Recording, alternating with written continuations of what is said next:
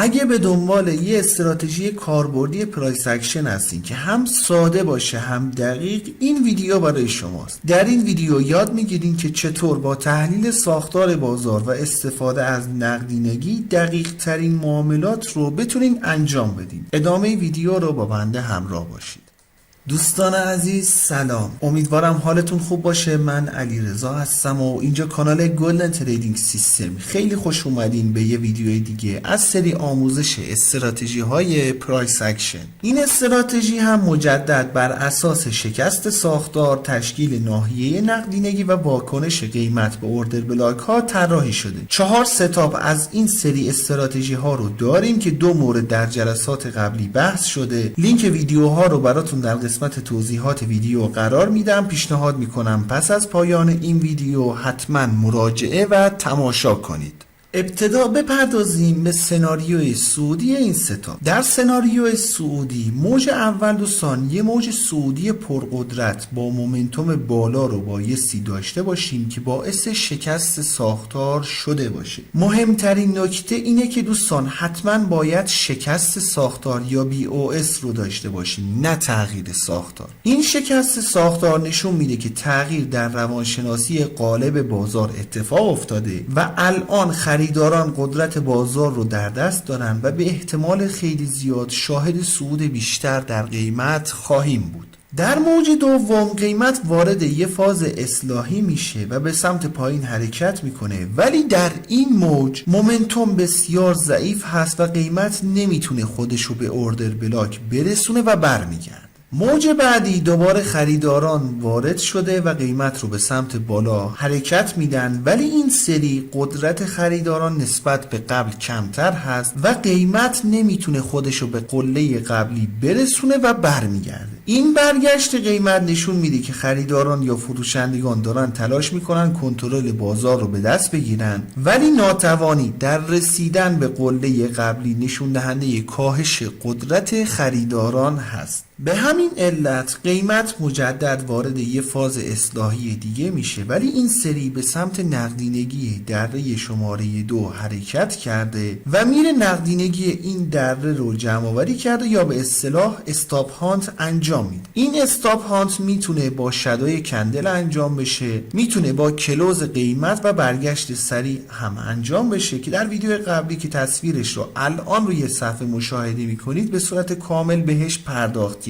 اگه این اصطلاحات براتون گنگ هست پیشنهاد میکنم ویدیو قبلی که لینکش رو براتون در بالا و در قسمت توضیحات ویدیو قرار میدم رو مراجعه و تماشا کنید. بگذاریم به هر حال قیمت در موج شماره 4 به سمت نقدینگی دره شماره 2 حرکت کرده و استاپ هانت انجام میده، ولی باز مجدد نمیتونه خودشو به اوردر بلاک برسونه و برمیگرده. مهمترین نکته موج شماره 4 اینه که یه استاپ هانت باید انجام داده و برگرده. اگه یه شکست معتبر داشتیم الگو فالس میشه، پس دقت داشته باشین که استاپ هانت انجام شده باشه، چون در این مرحله بسیاری از فروشندگان فکر میکنن که قیمت یه تغییر ساختار رو انجام داده و ممکنه روند برگرده. به همین علت وارد معامله فروش میشن و استاپشون رو بالای این قله ها قرار میدن.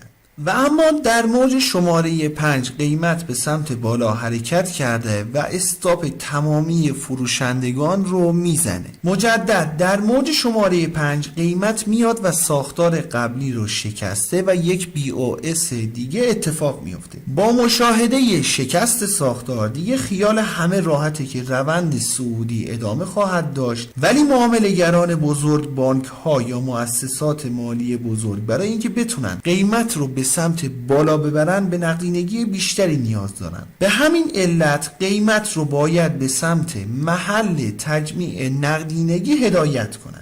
در این شماتی که تشکیل شده یه استخر نقدینگی در دره شماره 2 و 4 تشکیل شده. چرا؟ چون اکثر معامله‌گران خرد با مشاهده شکست ساختار این تفکر رو دارن که دیگه قیمت به این دره ها نمیرسه و به سمت بالا حرکت میکنه. به همین علت معامله‌گران بزرگ بازار رو به سمت پایین حرکت داده و به سمت اوردر بلاک هدایت میکنن. دوستان توجه داشته باشین که پس از تشکیل قله شماره 5 قیمت بایستی وارد یه فاز اصلاحی بشه. حالا این فاز اصلاحی میتونه طی یک موج اتفاق میفته، میتونه طی چندین موج متوالی اتفاق بیفته و قیمت به اوردر بلاک برسه. ولی در هر حال نکته مهم اینه که قیمت نباید یه شکست ساختار دیگه انجام بده. قله شماره 5 به قوت خودش باقی هست و قیمت وارد فاز اصلاحی میشه.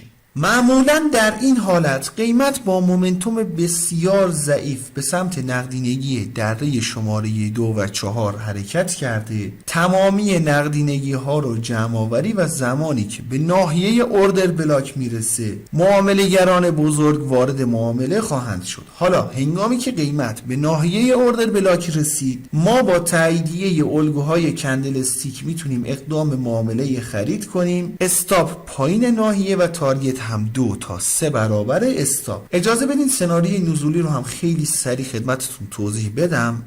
در سناریوی نزولی موج اول یه موج نزولی پرقدرت رو باید داشته باشیم که با مومنتوم بالا این شکست ساختار اتفاق افتاده باشه، نه تغییر ساختار. در موج شماره 2 قیمت یه حرکت اصلاحی انجام میده ولی نمیتونه خودش رو به اوردر بلاک برسونه و برمیگرد. در موج شماره 3 قیمت به سمت روند قبلی خودش حرکت میکنه ولی مومنتوم انقدر بالا نیست که بتونه خودش رو به دره قبلی برسونه و مجدد به سمت بالا برمیگرده. در موج شماره 4 قیمت به سمت نقدینگی قله شماره 2 حرکت کرده و تمامی نقدینگی این قله رو جمع آوری یا به اصطلاح استاپ هانت انجام میده. در موج شماره 4 دوستان توجه داشته باشین که یک شکست معتبر نباید داشته باشیم. باید یه حالت فیکوت یا جمع‌آوری نقدینگی با شادو انجام بشه. حالا در موج شماره 5 اگه قیمت بیاد و یه شکست ساختار دیگه انجام بده با زده شدن دره شماره 1 ستاپ کامل شده، در اینجور مواقع بایستی منتظر برگشت قیمت به ناحیه اوردر بلاک باشیم. این در صورتی هست که قیمت دره‌های پایینتری رو تشکیل نده. بنابراین با رسیدن قیمت به ناحیه اوردر بلاک میتونیم با تاییدیه الگوهای کندل استیک یا هر سبکی که بلدین وارد معامله فروش بشین. استاپ بالای ناحیه و تارگت هم 2 تا 3 برابر استاپ. بسیار خوب. ببینید دوستان شما نیازی نیست که دائما ساختارهای بازار رو بررسی کنید و ببینید که آیا این ستاپ تشکیل میشه یا نه. برای اینکه بتونید به راحتی ستاپ رو شناسایی کنید یه نکته اساسی رو در نظر بگیرین. در جلسه قبلی هم این نکته رو خدمتتون توضیح دادم. به فرض مثال برای سناریوی سعودی هنگامی که در یک روند سعودی مشخص یه استاپ هاند در فاز اصلاحی انجام میشه، دقت داشته باشین استاپ هاند در فاز اصلاحی مشاهده کردین بدونید یه جای کار داره میلنگه. حالا این حالت رو بررسی کردین باید بیاین و ساختار قبلی رو مورد ارزیابی قرار بدین. اگه مثل این شماتیک باشه که مشخصه اگه قله شماره 3 یه شکست ساختار دیگه انجام داده بود میشه شماتیک جلسه گذشته و این سری دیگه موج شماره 5 نباید بدین صورت حرکت انجام بده وگرنه قیمت اصلا به اوردر بلاک نمیرسه. اگر هم موج پنجم نتونه زیاد به سمت بالا حرکت کنه میشه شماتیک جلسه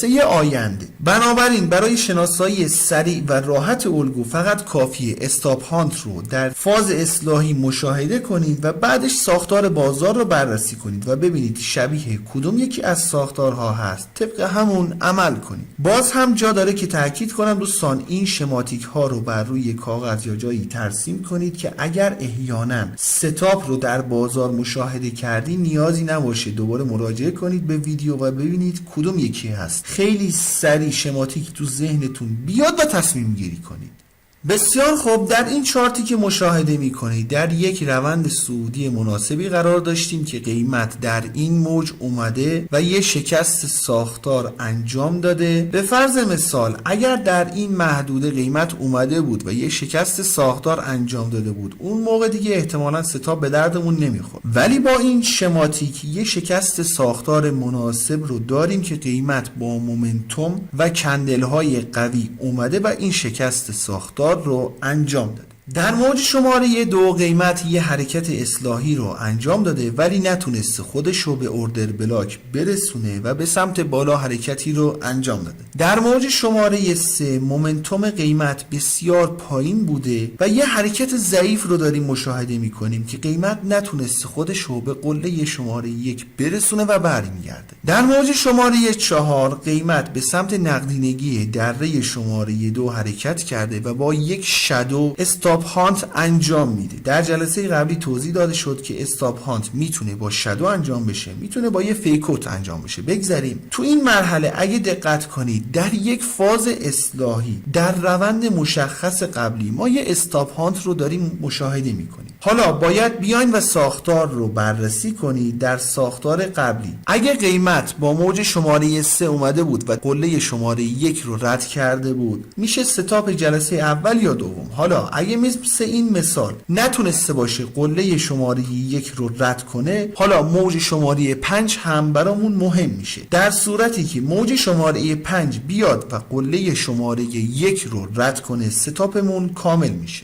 در موج شماره 5 قیمت میاد و یه شکست ساختار دیگه انجام میده و تا این مرحله ستاپمون کامل شده. حالا با زده شدن قله شماره 1 طبق مباحث روانشناسی و حرکت شناسی که داشتیم قیمت دوست داره به سمت استخری از نقدینگی که در دره های شماره 2 و 4 تشکیل شده حرکت کرده و نقدینگی اونها رو جمع آوری بعدش با نقدینگی که ساخته به سمت بالا حرکت کنیم. حالا کاری که ما باید انجام بدیم اینه که در صورتی که قیمت نتونه خودش رو به قله شماره 5 برسونه و برگرده به سمت ناحیه اوردر بلاک، در ناحیه اوردر بلاک با تاییدیه کندلی میتونیم اقدام به معامله کنیم. بسیار خوب، طبق انتظاراتی که داشتیم قیمت با یه سری موجهای اصلاحی خیلی ضعیف و با مومنتوم کم اومده ابتدا نقدینگی درهای شماره 2 و 4 رو جمع آوری کرده، بعدش به سمت اوردر بلاک حرکتی رو انجام داده. حالا در ناحیه اوردر بلاک بایستی منتظر تاییدیه کندلی باشیم. این کندل که هیچ الگوی خاصی نبوده، شادوی پایینی مناسبی داره ولی به خاطر شادوی بالایی نمیتونسته یه الگوی همر باشه، بنابراین بایستی منتظر تاییدیه کندلی در این ناحیه باشین. نکته‌ای که هست دوستان توجه داشته باشین، من پیشنهادم برای ورود به معامله الگوهای کندل استیک هست. شما از هر روشی که راحتین و فکر میکنید مناسبه میتونید استفاده کنید برای ورود به معامله. پیشنهاد من به شما الگوهای کندل استیک هست.